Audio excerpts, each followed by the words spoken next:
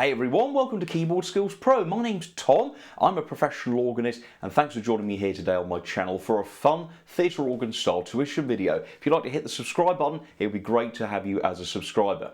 In this video, we're going to take a look at a very popular theatre organ style technique, certainly here in the UK, called waterfalling. It's where we bounce around the keyboards, lots of fun. A lot of people look at it and think, ooh, that looks a bit hard, maybe I'll leave that to the professionals. But let me tell you, it's really easy to do once you know how it works. So come over the keys and let's have a go at doing some jumping around in a technique known as waterfalling at the theatre organ. Here we go.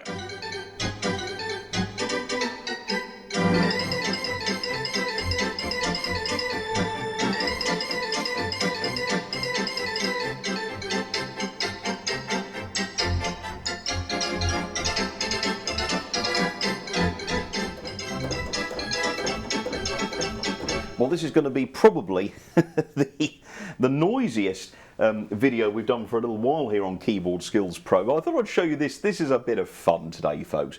And this is what we call waterfalling. It's a technique that is used by theatre organists very much here in the UK. I don't think I've really ever seen many American organists do this. It might be something that they do sort of occasionally now, but it's very much a style of playing that came out of the sort of the bouncy Blackpool Tower theatre organ genre, which is this very lively, bouncy style, which was predominantly used to play for dancing at the famous Tower Ballroom at Blackpool. But of course, there are many phenomenal people who do this. We've got Phil Kelsall, we've got Robert Wolfe, who do all these amazing bouncing around 3-4 keyboard sort of things. I'm not a huge fan of the jumping around stuff. I think, you know, it's a great bit of showmanship.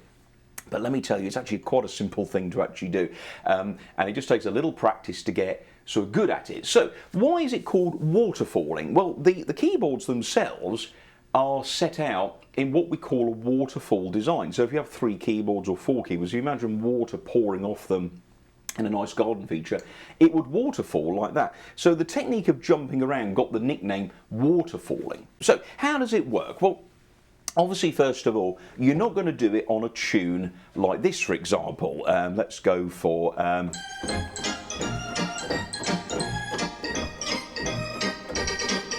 because it doesn't really go well with a ballad. It really works well when you're playing some of the fast Broadway numbers, the numbers like, I don't know, Putting on the Ritz, as I say, 12th Street Rag, all those kind of tunes. So how does it work? Well, first of all, when you set up a registration for it, you've got to be very careful about what settings you have on. So for a moment, let's just go over to my virtual theatre organ screen. This is Houtvert. We're using the Paramount 310 just for this example. And on the Great keyboard, which is my second keyboard in my setup, I've basically got 8 foots on the tibias, we've got strings, maybe a little oboe, we've got voxes, then we're going up through the 4s and the 2s, maybe some, what do you call them, harmonic, enharmonic stops, the 2 2/3 and those kind of things, and then maybe the octave coupler. I've also got on the xylophone, and that just gives us a little accent, which we'll talk about in a minute. But this is what happens, look, if I have 16s on. I'll put 16s on. Look. Now watch what happens when I do my jumping.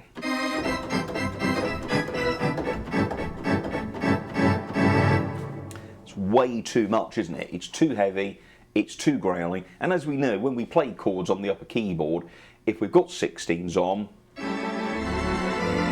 we move everything up an octave, don't we? If we play down here, you're getting the sound of these sort of deep, dirty pipes. So let's take off all the 16-foot stops, so we don't have anything bigger than 8 foot. So it's 8 foot tibia. I've got oboe, strings, flute. I mean the vox maybe, but then we've got the octave 4-foot tibias, gamba, all the way through. I put some 2 2/3 on to give a little bit of harmonic sound, but I've got the octave coupler. Now on the lower keyboard, you want something that's fairly again, got a bit of bite to it, so again we could use the diapason. I've got some reeds, look, strings, I've got the octave on, some 4/4, because we need something to really hear the opposite accent. So, and obviously a decent big pedal sound as well. Okay, so let's talk through how, first of all, you go about starting to waterfall. Well, the great thing is you already know the component parts of how to do it. Now, for those of you who have had organ lessons with me online, one of those who are starting off with the organ, one of the things that we start with is something called the pedal chord pattern. And that's one of the things we start with in our lessons, alternating bass. Okay, so that's the first thing to just refresh your memory on. And of course, I'm sure many of you watching will be able to play something like 5'2", eyes of blue. I don't know why I always use that song as a demonstration tune, but I suppose it's just a good song. Hey, good songs are good songs.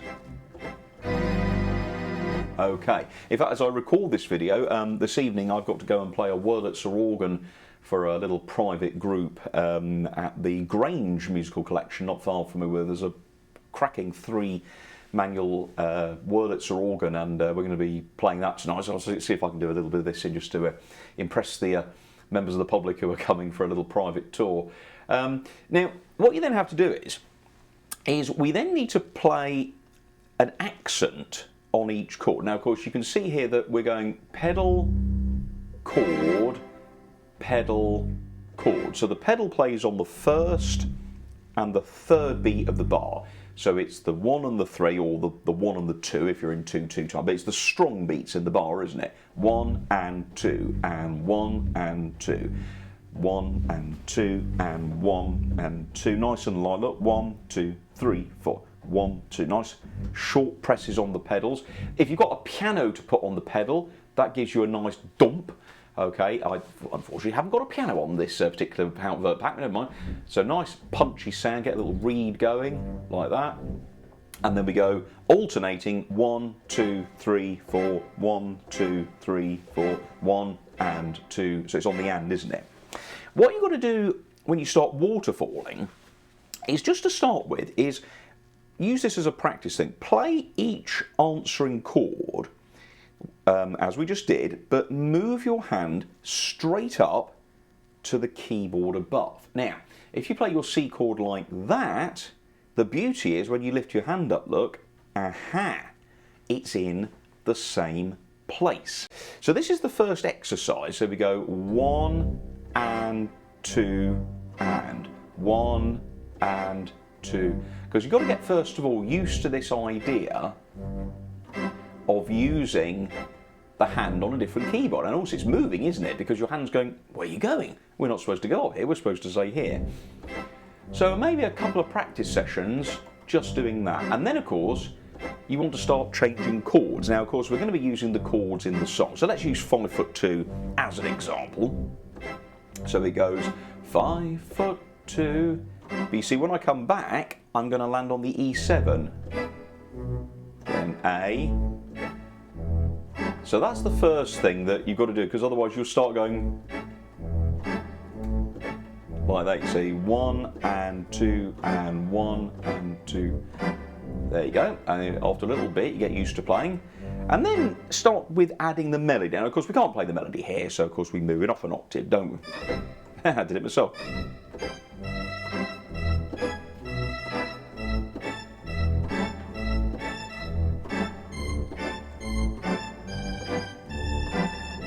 Now notice when I play on the top keyboard, there's more of an accent to the sound, because of course the registration on the top keyboard is obviously a lot more powerful than what we're playing on the bottom keyboard.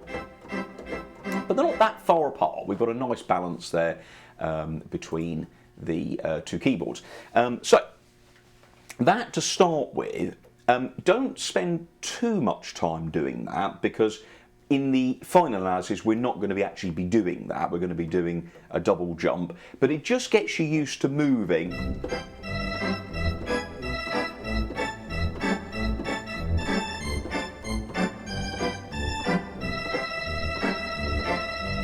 etc. Okay, so that's the first sort of exercise to get going, moving it from this keyboard to and 1 and 2 and. So it's on the 1 you play on the lower keyboard, it's on the and, don't forget the answer, 1 and 2 and 1 and 2 and you just get used to jumping around, and as you get a bit faster it gets a bit more interesting.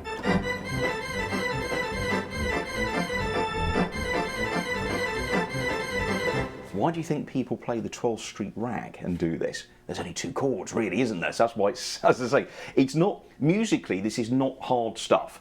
It's just learning how to do it well, how to put the showmanship over. That's the thing you're going to do. Okay, so that's the first thing to do. Now, obviously, when we talk about registrations, we want something on the top keyboard to give her an accent. So I tend to sometimes use the xylophone, because the xylophone is always very, very active, particularly in a Wurlitzer. So this is then what happens at 1 and 2 and 1. Hear that accent? And of course it's on the and, isn't it? It's not on the B. So let me put a little bit more oomph on the lower keyboard.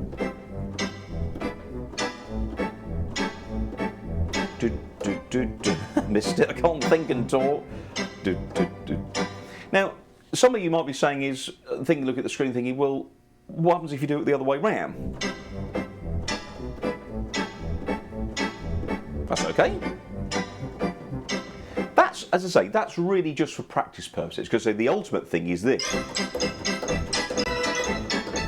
Okay, that's what we're aiming for. So, but that just gets you used to moving your hand around. Okay, so the next stage is then to do a double time jump. Now this takes a little bit more practice, a little bit more experience, because what you've got to be able to do is to jump up and down whilst maintaining the clarity of the notes. Otherwise it sounds, you don't want it to sound like you're playing in mittens. So again, what I've done for my registration, I've added, look, the xylophone, because the glockenspiel often has a little bit of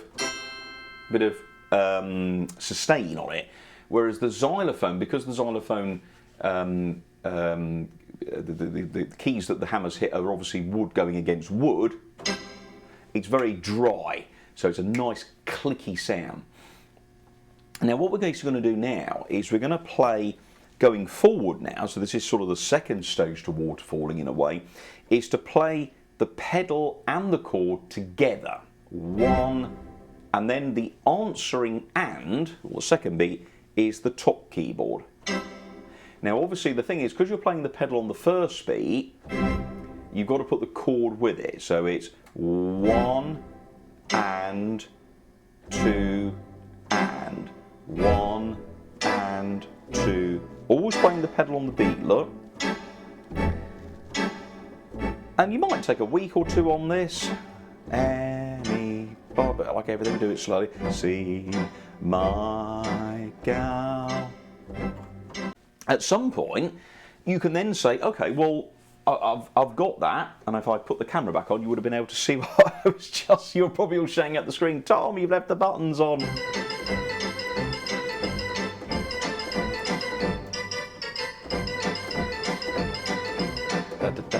Notice the pedal, look. 1, 2, 1, 2, 1 and 2 and 1 and 2. That's in between, look. And then you go. And all it is, look, you've played the first beat on the keyboard on the accompaniment, the and on the grate, and then if you want to, you could go up to the solo. You could go 1 and 2 and. I've actually got a third key, but it's miles away there, but I'll give it a go. 1 and 2 and. And that's why waterfalling tends to be limited to 3 keyboards. I've seen some organists, if they've got a 4-manual Wurlitzer, they won't bounce all 4 keyboards. 1 and 2 and 1 and 2 and 1 and 2 and 1 and 2 and. But I tend to just basically do it on the 2 keyboards. I think that works more than adequate enough. But anyway, so yeah, so when we're playing, you can then do the chords. Look, you could go 1 and 2 and 1 and 2 and do a double, look. Walk wrong way round.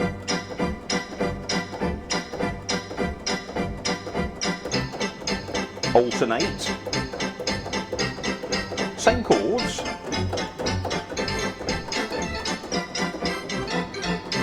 So that's another level. So you see, you can slowly build it up to get more and more adventurous, but mostly it's done by the left hand, okay, but you can then go... This is another one, so you start with your right hand, you go 1 and 2 and 1 and 2 and 1 and 2 and... So by starting alternating, you go 1 and 2 and... Now this time you are actually almost doing like the alternative pedal chord sound, because you're filling in 1 and 2 and. So it's right, left, right, left, right, left, right, left. And basically it's the same, you can do the same chord if you want, look.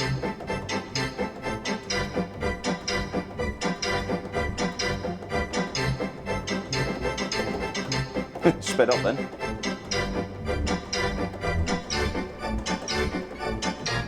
E flat. That's a nice key. Why not go in a circle? So I can go. So I'm going 12 o'clock, 6 o'clock, 6 o'clock, 12 o'clock. Think of it like that.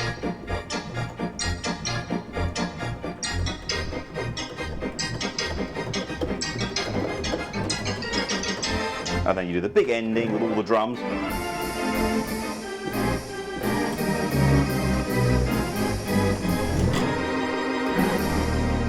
Hey, thank you very much. Big sound, big noise, lots of clapping, and everyone's very happy because you've done some amazing waterfalling. So give that a go, folks. It's a bit of fun.